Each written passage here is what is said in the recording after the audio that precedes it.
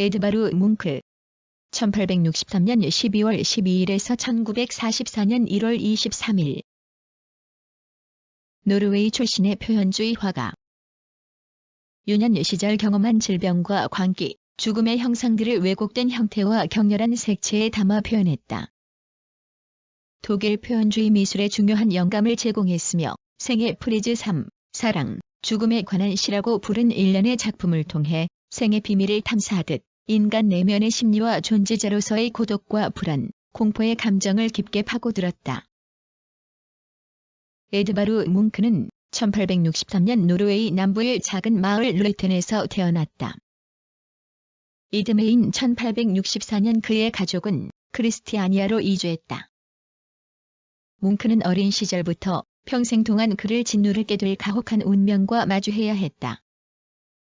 먼저 그가 5세 때 어머니를 결핵으로 떠나보냈다. 그로부터 9년 후에는 누나 역시 같은 병으로 세상을 떠났다. 여동생은 우울증으로 치료를 받아야 했고 엄격한 기독교 신자였던 아버지는 여동생과 마찬가지로 우울증에 시달리다가 뭉크가 파리에서 살았던 1889년에 세상을 떠났다. 그의 남동생도 1895년에 30살의 나이로 사망했다.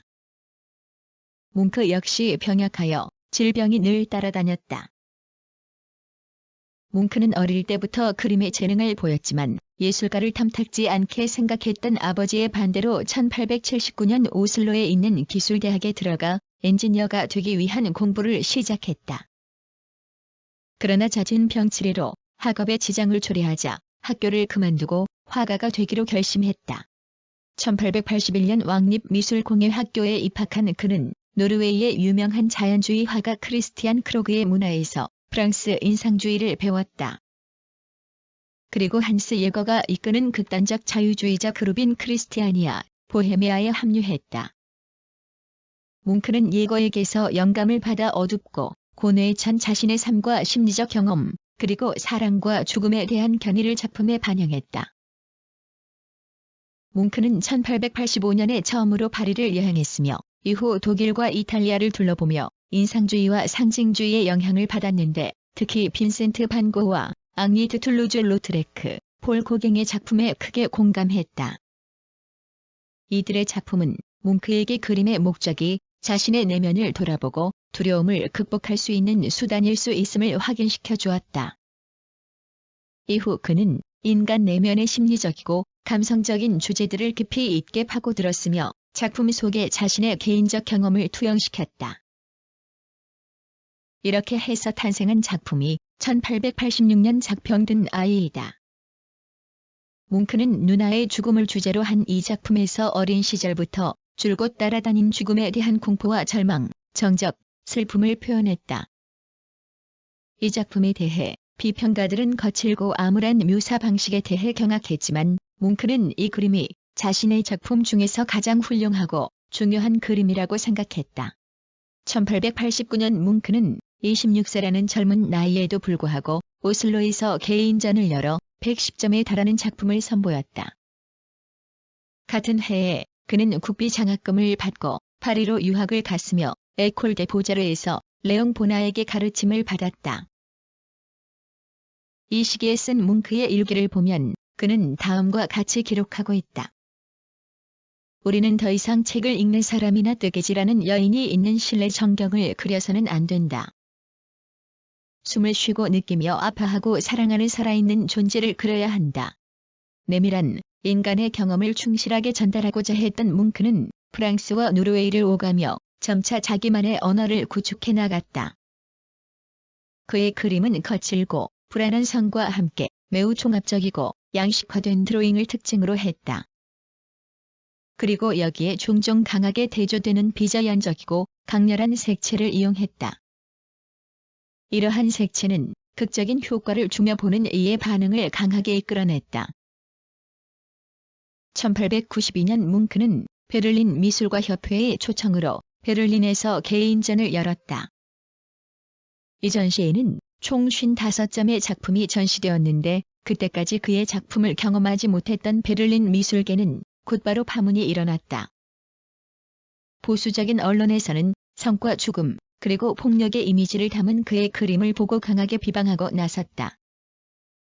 결국 전시회는 일주일 만에 막을 내렸다. 그러나 이 사건으로 뭉크는 순식간에 유명세를 얻게 되었다. 또한 이 사건은 베를린 미술가 협회의 분열을 유발하여 이후 베를린 분리파를 탄생시키는 계기가 되었다.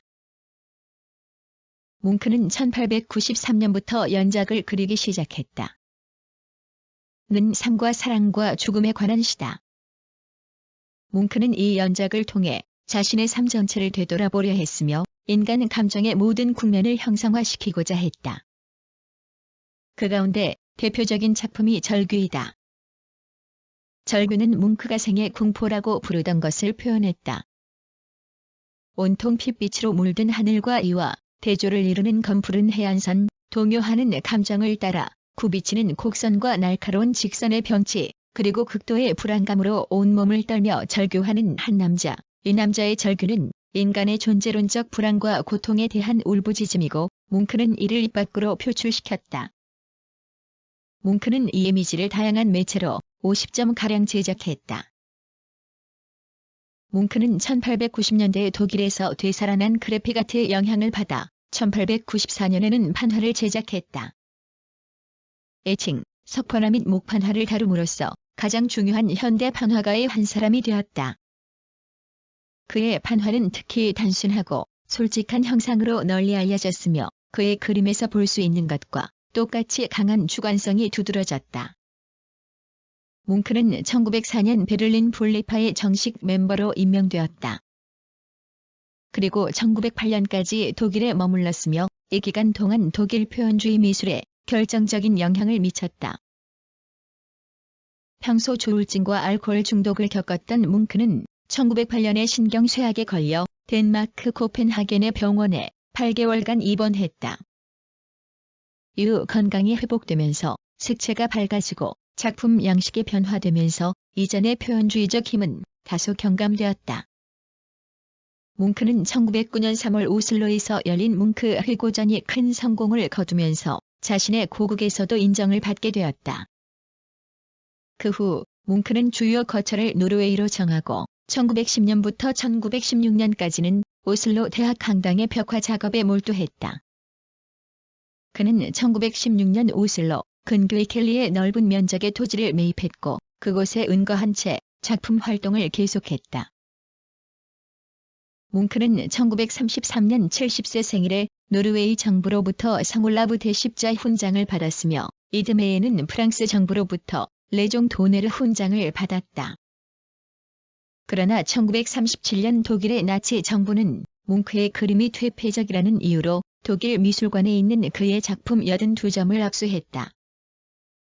말년에 그는 시력을 거의 다 잃었으며 1944년 1월 23일 오슬로 근처의 에켈리의 집에서 홀로 죽음을 맞았다. 그의 80번째 생일이 지나고 몇 달 뒤였다. 뭉크는 유언을 통해 자신의 작품을 오슬로시에 기증했다. 그의 작품은 1963년 뭉크 탄생 100주년을 기념해 개관한 뭉크 미술관에서 세상의 빛을 보게 되었다. 주요 작품에는 병든 아이 더 시 차일드, 절규 더 스크림, 흡혈귀 뱀파이어, 잿더미 애시즈, 사춘기 퓨버티, 질투 젤러시, 마돈나, 담배를 피우는 자화상 셀프 포트리트 위드 버닝 시거렛, 병실의 죽음 데스 인 더 시크룸, 생명의 춤 더 댄스 오브 라이프, 마라의 죽음 아이 데스 오브 메렛 아이, 시계와 침대 사이 비트윈 더 클라크 앤드 더 베드 등이 있다.